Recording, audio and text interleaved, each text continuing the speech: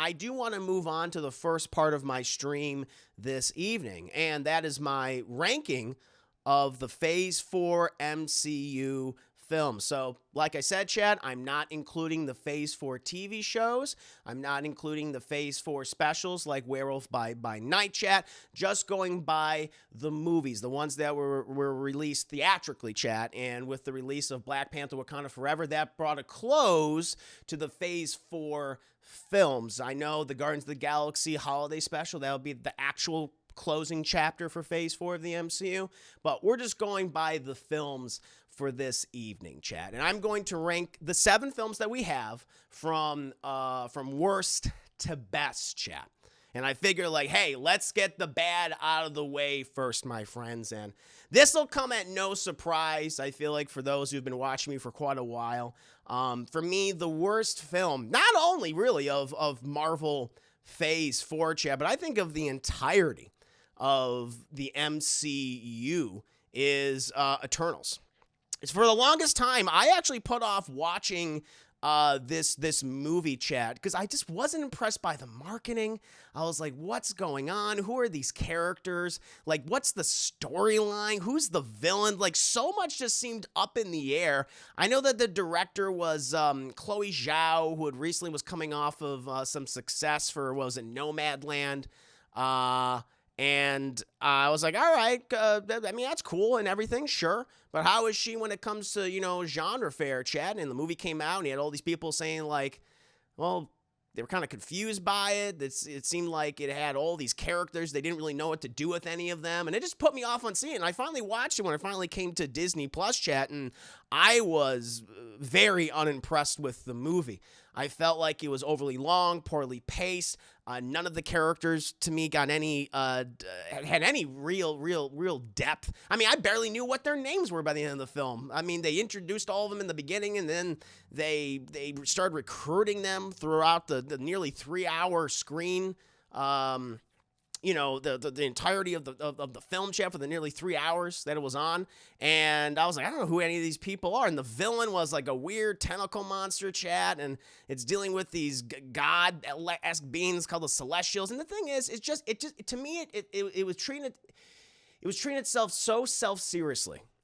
It was so self-serious. It didn't feel like it had any humor, any real personality. And I was just kind of bored by a lot of it. To me, it felt like Zack Snyder directed a Marvel movie and stripped out all the humanity, all of the personality, from a Marvel movie. And I was just like, what was the point of this? And so much so that even now, even though some of these characters, like Kumail Nanjiani, who's in the movie, who just leaves it for whatever reason. It's like, I'm just going to leave now. It's like, okay. And people were going in and out of the movie. Like, Kit Harington had a role in this film. He's going to be in the Blade movie, I guess. Okay. It was just like, it felt like they were dealing with so much content, so many characters, and had no idea what to do with any of them. No direction at all. I mean, its importance to the MCU feels superfluous right now. Like, literally, this movie ends with a giant fucking baby god sticking out of the Pacific Ocean when no one has mentioned that whatsoever. So yeah, it just feels like this was a waste of time. Like, what was the absolute point of it? And there's some technical things, like, for whatever reason, Chloe Zhao decided to film this movie without any lighting. Just relied on natural. It was so dark, it was kind of hard to see at points. Yeah, just to me, just a mess of a movie. By far absolutely the worst film in Phase 4, and in my opinion, probably the worst film in the MCU in its entirety. Like, when I think of, like, some of the other worst movies, like Thor, The Dark World, I feel like for a lot of people, or maybe like Iron Man 2. Like, I would rather watch Iron Man 2 and Thor, The Dark World again over this. But because, one, at least those movies are far shorter than this one. It had that's what's crazy about it, chat. It had such a long running time, and it did so few interesting things within that time. And to me, that's like, well, that's a huge fuck up. And yeah, I really, really dislike this movie. I have no interest in seeing this ever again. And frankly, chat, I hope they never bring up these characters. Like, the movie literally ends with them just, the space god Celestial just like, come here, you guys, we're gonna go talk about, Earth and whether Earth should stick around or not. I'm like, take all of them off the planet and get the hell out of here and never come back. Never come back. I never want to see you again. Edgy Berserker, thank you so much for your incredible generosity. 5 gifted subs. So good to have your chat. Please do check out Edgy Berserker's streams. She's amazing. She's a great personality. Great community. Thank you so much, and thank you for resubscribing to the chocolate. And their ship is a Kit Kat. their ship is a Hershey bar. Chad, everything about this movie just like felt like a mistake. It's like I don't know. I have no idea what you're doing here. What's the point of all this? It was so self-serious, so boring. I don't know who any of these goddamn characters are. It's like a waste of time, chat. No, thank you. Iron Man 2 is fun. Iron Man 2 is much more fun compared to this movie. I know it may change my, I don't really like Iron Man 2. I don't like Thor the Dark World either. I think those are probably bad movies, but I would watch, those are infinitely better than this film, in my opinion, chat. So yeah, Eternals easily the worst of Phase 4, and in my opinion, probably the worst Marvel movie in the MCU. But all right, that's enough bullying. That's enough bullying of Eternals, chat. I plenty of people have bullied this film and have said how bad it is. Oh, it has its fans. I don't really understand it personally. I don't really get it. But hey, to each their own. Of course, this is all subjective, chat. But now if there's a Klondike bar in space, that'd be great. What would you do with a giant Klondike bar? Well, I'd destroy the universe for that one. I'd put a baby inside of a planet and have it be born to have that Klondike bar and kill the billions of people that are on Earth. No doubt about it. Do anything for a celestial Klondike bar, chat, no question. But yeah, didn't care for Eternals, chat. I think the worst MCU movie. Moving on to a film that, you know what, this was a huge disappointment for me because I was really looking forward to it, chat. And this character I thought deserved it. They deserved their own standalone film and their trilogy long ago. And that sadly is number 6, coming at number 6 for me, Chaz, Black Widow. I was so looking forward to this movie. One, because I was hoping it would be a return to kind of the spy and political intrigue that Captain America Winter Soldier introduced, and also Civil War to an extent.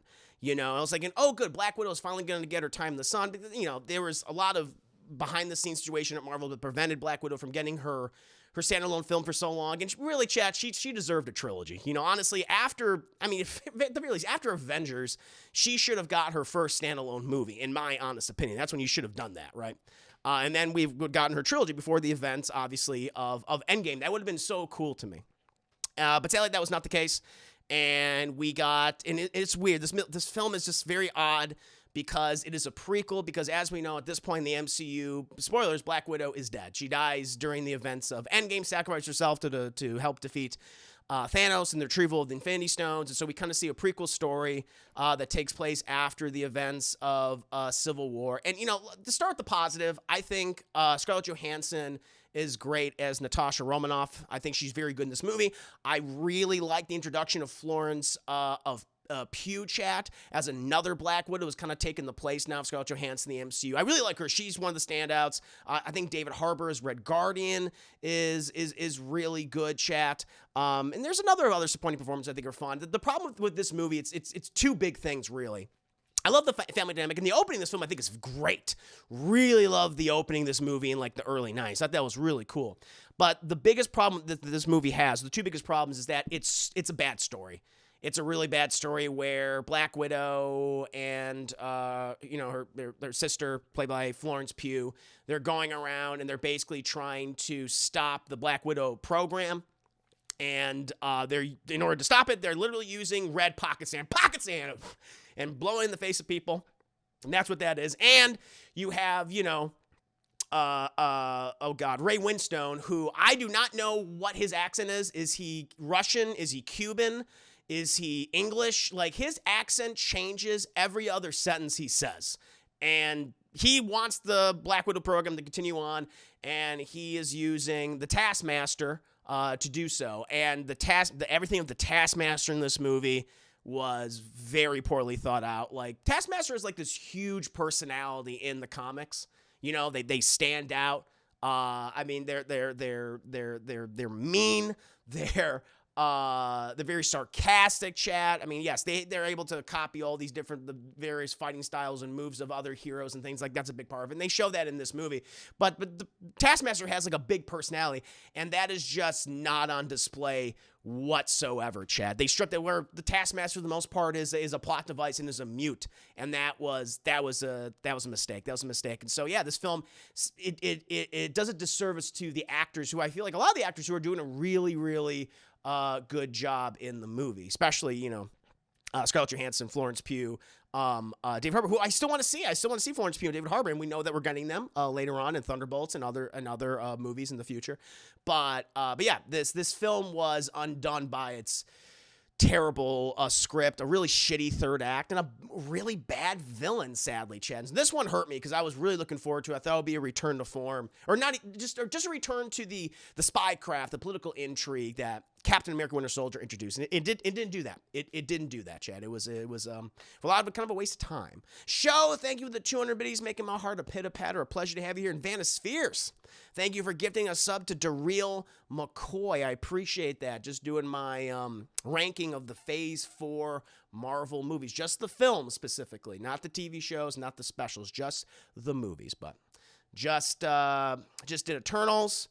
After Eternals, we have Black Widow. And then, Chad, we get to number 5. And it was too bad because I thought this movie had a really good first and second act. But, man, that third act, or that honestly, that last half really hurt the movie overall. And that was Shang-Chi and the Legend of the Ten Rings. Like, I love the idea of a mixed martial arts kung fu Marvel movie. I didn't know too much about the Shang-Chi character, Chat, outside of, some adaptations, some interpretations of them. I know in the comics, they've kind of gone back and forth, but I think now, like, the thing that really made me interested about this movie, I think a lot of people are interested about this movie, it's the thing that works best about the movie, is the relationship between Shang-Chi and his father, Wenwu, also known as the Mandarin, Chad. Him dealing with the fact that his father is a supervillain. Like, that to me is really, really interesting. And that whole family dynamic and this tragedy occurs within that family, and it puts a wedge in between a lot of people, and all of that, like, dealing with that trauma in many negative ways. I really liked how they were focusing on that in the movie. And it was also just a callback to all these great kung fu films throughout the decades, Chad, whether it be Bruce Lee movies or Jackie Chan movies. And I thought that was really awesome. It's when we get to the mystical mumbo jumbo land, I was like, what the hell happened to this movie? Where they kind of brush the whole father son-daughter, conflict away, and it's about this ancient evil, weird Cthulhu monster that lives in a giant cave, and it's like, what are you talking about? What? It literally comes out of nowhere. It takes away, especially from Wenwu, the Mandarin story, and it all gets wrapped up, and and I feel like it wastes the character of Wenwu and the Mandarin, who I wanted to be a recurring threat throughout the MCU, filling the power vacuum of a number of villains who had been defeated in the earlier phases. And it's just like, damn it. This movie started off so strong, and I felt like it ended so poorly, Chat. And, the director, Destin Daniel Cretton, he's been, I think, hired to direct the first Avengers movie of the multiverse saga, which is Avengers Kang Dynasty. And I had to say, I'm like, I don't think that they should have done that. I think that was a really poor choice. I don't know. I just don't know about that, especially, if you can tell half of a good movie. I'd be very concerned about that ending, Chat. I feel like that is probably not the way to go so far. I feel like I would have been I had a lot more confidence. They had tapped someone like, I don't know, a John Watts, who directed the SpiderMan movies, or even most recently Ryan Coogler, who directed Black Panther. I think those would have been better choices, in my honest opinion, Chad, if you're going with any Phase 4 directors at this point. But yeah, Shang-Chi, while not nearly as bad as something, or not bad like Eternals, or as messy as Black Widow, it has a very strong first half, Chad, but that second half to me is such a mess. It's just like you concentrate on the absolute wrong things. Like, You went so fantastical with it when it was unnecessary. Keep them. You can have, yes, the 10 rings and they're sci-fi, mystical, sure, whatever. But you should have just had it been about that father-son daughter conflict, and you would have been golden. It would have been great. I just felt like you're wasting your time. So they're like, well, we got to have a bombastic, last third. And it's like, no, you don't. You don't need that. You don't need where everything's just CGI. Shall think of 200 Bs. The bus shuttle was the best, and then enter the Pokemon. We literally entered the Pokemon world. You're not wrong. You're not wrong. That's true. I like that butt thing. I like that furry butt thing that Ben Kingsley was hanging out with. But man, eek. All the rest of it. Do you think the third act was because Marvel Disney wanted to appeal to China? Yeah, because a lot of Chinese. Did the movie even go to China? I can't remember if it was even released in China. I can't remember now. China, yeah, they're banning everything nowadays. I can never keep track of what movies were allowed there or not. But possibly because you have a lot of those kind of like mystical, magical. Even though like China has this weird policy, but we don't like ghosts and we don't like wizards, and I'm like, well, the MCU is filled with those things, so I have no clue, But yeah, no, when it was grounded, when it had the bus battles or the bamboo shoot ladder battle and things like that, and it was dealing with the dynamic between Shang-Chi and his father, and like those scenes when they were just. I love the moments when it was. I love it when the hero and the villain just have multiple conversations, copious amounts of conversations, chat, and then by the time we get to the mystical mumbo jumbo land, all that's fucking gone, and I was like, God damn it, why'd you do that? So, yeah, I don't know about this director being in charge of an Avengers movie. I feel like Marvel kind of jumped the gun with that one, but we'll see, chat. I'm interested to see what they'll do with a sequel for Shang-Chi, but again, keep it a little more grounded. Don't go the whole mystical, magical mumbo jumbo route, because I feel like that was a mistake.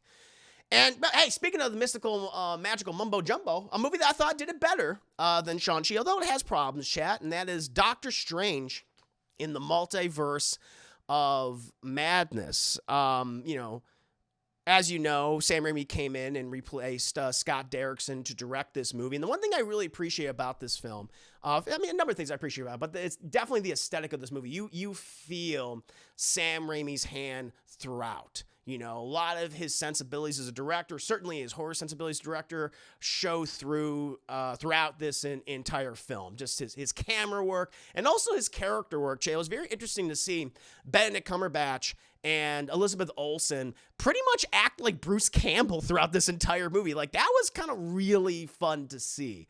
I thought that was great. And I loved how they set up the Scarlet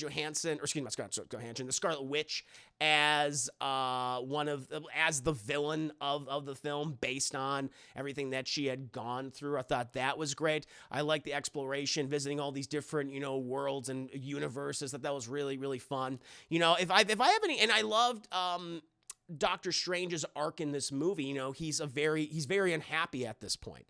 And the one question everyone's kind of asking about the film is like, are you happy? He's always saying yes, yes, yes. And yet every time, we see him, he's clearly not happy. I noticed in the film, like, he's constantly fucking drinking all the time. And it's because he's been thrust in this responsibility as being one of the major heroes of the Marvel Cinematic Universe. And because, he wants to have a relationship with Christine Palmer, but he knows that he can't. And that's frustrating. He's seen various versions of himself who have tried to do that, and they've destroyed their universe, or have almost destroyed their universe. And I thought that was really, really cool, and very heartfelt. If there's anything that really bothered me, I felt like Sam Raimi, what was on full display. Well, one, the America Chavez character just felt like a plot device throughout this entire movie.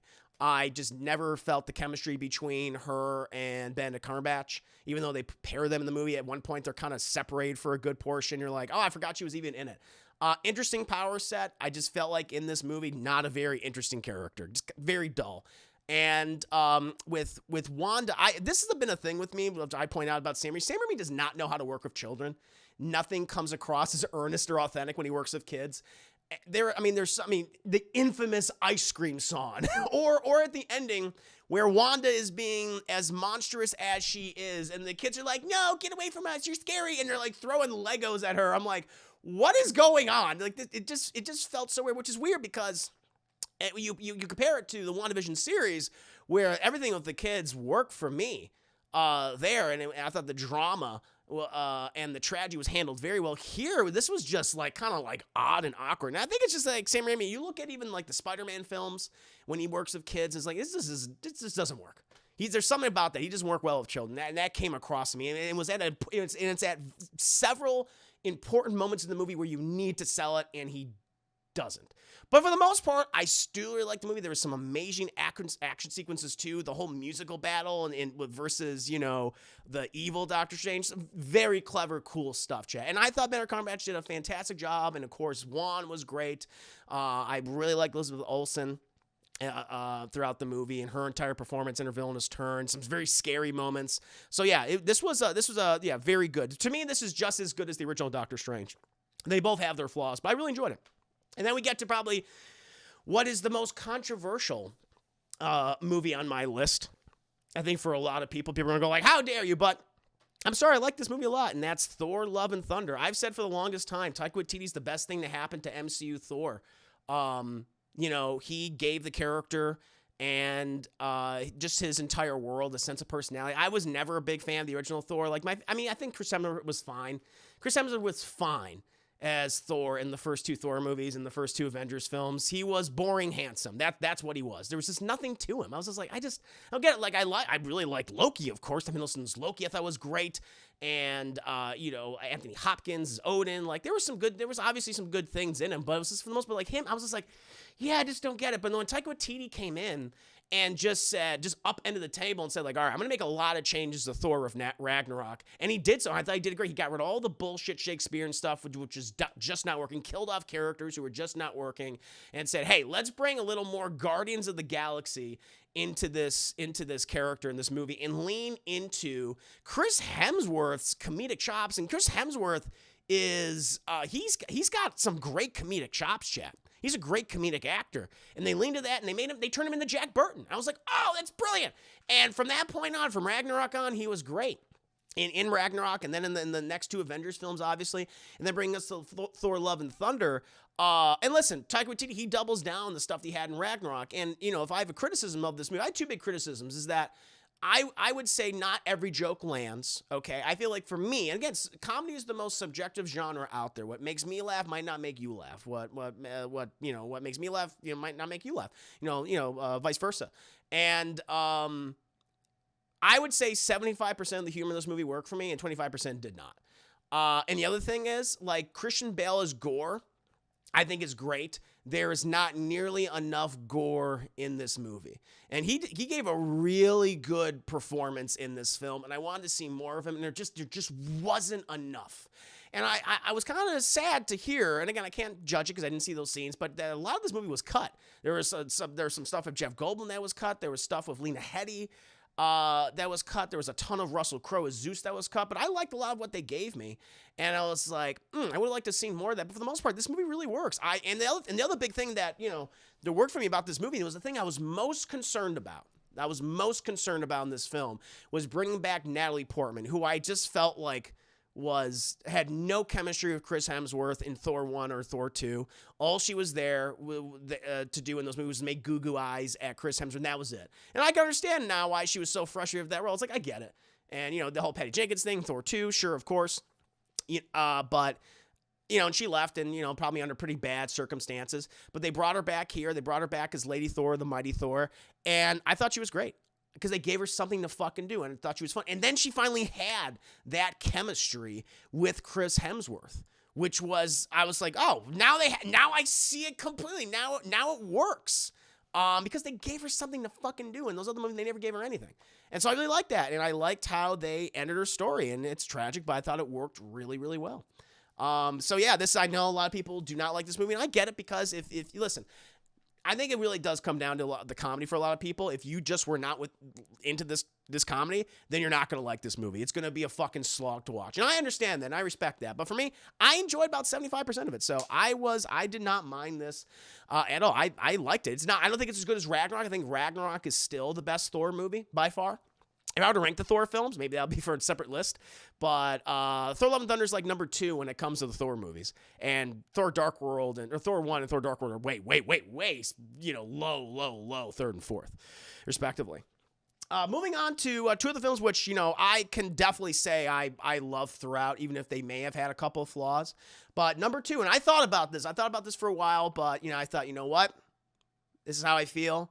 And I not to say that if anyone were to have this, my number two at their number one, I could totally understand that. But, I felt like this movie may have had a couple more flaws than the other one, or a couple more plot issues. But I still love this movie, and that is Spider-Man No Way Home. I think John Watts has done a fantastic job with the Spider-Man Home trilogy. We finally have thankfully, each Spider-Man film in his trilogy is at the very least very good, if not great, which is something that he has over the Sam Raimi films, and certainly over the Mark Webb duology chat. Now, a lot of this movie I think is based around the gimmick that you have all these villains, all these other Spider-Men in the past film franchise coming in to Tom Holland's Spider-Man MCU universe. And listen, it has some plot holes, it has some issues, and like the rules. And anytime you deal with magic, and magic and time travel, those two things, you're always gonna run into plot problems. And this film certainly does. But on an emotional level, it does so many things right. I feel like for a lot of people, a lot of people have complained that Tom Holland's Spider-Man, and I never had this issue because I thought it was a really cool inspired, because we've had so many Spider-Man adaptations for years. I mean, just movies, that is. That I like that. Oh, I like that he was kind of like a protege of these other Marvel heroes, whether it was Iron Man or Nick Fury or Doctor Strange or whoever. I thought that was cool, that these are the heroes that inspired him going forward. He wants to be like them. But in this movie, this is the movie where he realizes he's like, he can't be those kind of heroes. Like he has to set his own course, his own path, and he has to take responsibility for his own mistakes, and he does so. He does so in this movie at great cost. With great power comes great responsibility. They finally say it, chat, and he loses everything in this movie, and he's at his lowest point ever in his life by the time we get to the end of this film. His Aunt May dead, his relationship with his friends, the love of his life, MJ, gone, erased, and now he has nothing. He's fucking his education. He has to get his high school education before he can go to college. Like everything about that was great, but at the same time, like how they incorporate the villains and bringing in Alfred Molina's Doc Ock and Willem Dafoe as the Green Goblin, who was so good in this movie. It's like yes, we have all these villains. We have Green Goblin, we have Doc Ock, we have Electro, we have Sandman, we have Lizard. But the Green Goblin is the main, yes, GED is GED. The Green Goblin is the main villain of this film, and fucking Willem Dafoe did not lose a step, chat. Misery, misery, misery. That's what you've chosen. Like everything about that. That fight sequence, just for me, because the original Spider-Man was my favorite of the Spider-Man films, and I just love it. Well, a big reason was because of Willem Dafoe's performance as the Green Goblin. He did such a great job. But that moment when they're fighting in the hallway, he doesn't even have the suit on, and actually before that, hold on, sorry, before that. Like when they because Peter he feels responsibility to help these villains, so because he doesn't want to send them back to their universes because a lot of them end up dying, and he doesn't want them to die, and so he's trying to help them. At one point, when he's working on one of the things, his spider sense starts going off, and he's trying to figure out like who it is, like who in this room of villains is not who they're saying they are. Who's causing this increase in danger? And he figures it out. It's fucking Norman, and he's like, that spider sense of yours, and just all of it, and then leading up to just chaos. But then in that moment in the hallway, where Tom Holland jumps on the Goblin and is just hitting him over and over and over again, the Goblin's just going. Everything about, I was like, yes, that was so good. And the fact that it's the Goblin that kills Aunt May and causes so much of Peter's grief, I was like, this is fantastic right here. And then he takes responsibility. He makes the biggest sacrifice in the film, but at the same time also giving us, yes, and it's really on nostalgia and fan service, but I feel like it does it very well for the most part. There's I would say 90% of the fan service and nostalgia in the movie is handled extraordinarily well. Some of it's kind of sloppy. I feel like it's kind of unnecessary, and that's because of the plotting. They make some mistakes, certainly. But like seeing him interact with Tobey Maguire's Spider-Man and Andrew Garfield's Spider-Man redeems Andrew Garfield's Spider-Man, and it's not Andrew Garfield's fault, but those movies had enormous amounts of problems. But like doing that and having those three, they were like brothers. Like even Andrew Garfield's like, I always wanted brothers, and they felt like brothers. And they've gone through so many of the same experiences. I thought this is so wholesome and beautiful, and I would want to see that again. I feel like we will. I think we'll see the three of them again together. Especially when we get to like Kane. I am convinced, Chad, by the time we get to Kane Dynasty and Avengers Secret War, they're gonna bring in Tobey Maguire and Andrew Garfield to fight against Kane or Doctor Doom. I think that's going to happen. But until that time, for what we got, I thought it was handled very well. And yeah, it just has some continuity issues. It has some plot issues. And I think that just comes with the fact that you have all these characters in here and you're dealing with time travel and multiverse. And that can get very sloppy. And it gets a little sloppy in the movie. But on an emotional level, it executes everything, I feel like, very, very well. And that's why it's my number 2. And I mean, chat here now, you know what number 1 is, obviously. And it's a movie I have just seen probably about, at this point, 48 hours ago? But I feel confident saying this. And that is Black Panther Wakanda Forever. As I said during my review, Ryan Coogler and the filmmakers who worked on this movie, they had this monumental task of not only dealing with the sudden and very sad passing of Chadwick Boseman, but also like honoring that passing, but also honoring the character of T'Challa within the MCU itself. And I feel like they handled that very well throughout this movie. This movie has a somber, melancholy, sad tone. It's about grief and how we choose to move forward when it comes to grief, how that affects us in our decision making. And I really like that. Letitia Wright and Angela Bassett, and there's so many other actors that do such a great job, but those two in particular, they really stand out to me, and seeing what they go through, dealing with not only the passing of their, of T'Challa, but also their role within Wakanda itself, but also like what their outside role. And, the socio-political aspects of this movie, I think, are handled extraordinarily well. Letitia Wright, as she grows, no spoilers, of course, as she grows throughout this movie and she becomes something else, and and she earns it completely by the end of the movie. It's like, there you go. Then you just earned this. That was handled with very, Angela Bassett's performance, great. The introduction of Tena Cuerta as Namor, great. What a wonderful anti-hero villain introduced to the MCU. Can't wait to see more of him. I love the world building of Tola Khan, which is the MCU's interpretation, adaptation of Atlantis and Namor's people. Thought that was great. All the Mesoamerican influence was great. His whole backstory, I love that. If I have any issues with the movie, like everyone does a great job. Like all the performances are great, all the acting is great. It's just like the characters of Riri Williams, even though she inserts an important plot point at one point. She's kind of overall superfluous to the plot. I feel like not bad. She's not bad at all. Dominique Thorne, I think, does a good job, and so does Martin Freeman as Everett Ross, Agent Everett Ross, who returns to the film. It's just their presence are to set up respective Marvel shows or Marvel movies. You can probably cut them out. Probably have a little bit of a leaner movie. It's a long movie. It's a fairly long film, but despite that, it succeeds incredibly well. I mean, Lupita Nyong'o as Nakia, Chad. There's a lot with her, and they explain why she was gone during the events of Infinity War and Endgame. It's like, now I get it. For me, this is by far the best film in Phase 4 of the MCU.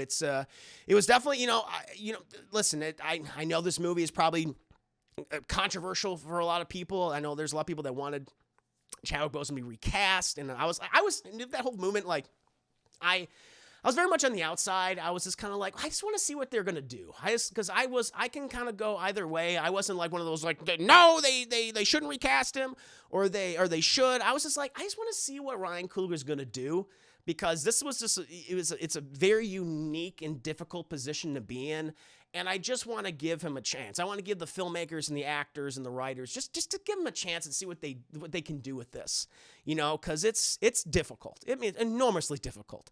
And I felt like they handled it extraordinarily well, better than I ever thought they could have. and I really, really liked it. And I really liked it.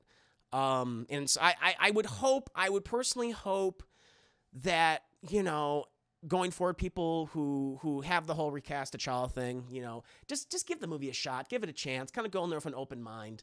Because, again, I wasn't really a part of either. I just wanted to see what they were going to do. And I feel like if you see what they're going to do, you see how it all plays out, you're like, this was very good. And I think they may even extend an olive branch at one point in the movie to that, people who have that mindset. But in any case, I think it's a great movie. I think it's a great movie and definitely the best of the MCU chip. But yeah, that's my rankings of Marvel's Phase 4 films.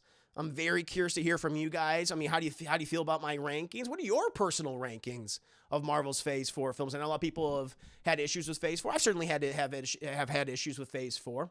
But I'm very interested. I thought it ended very strong, and I'm looking forward to seeing what Marvel is going to look like in Phase 5 and Phase 6. We're going to be getting that with Ant-Man and the Wasp and Quantumania, of course, introducing us to like the proper version of Kane the Conqueror, played by Jonathan Majors, which I'm very excited about. And going forward, we'll eventually be getting Fantastic Four and Doctor Doom and more Avengers movies. So there's so much more Spider-Man films, chat. So I cannot wait to see what they're going to do. But please let me know.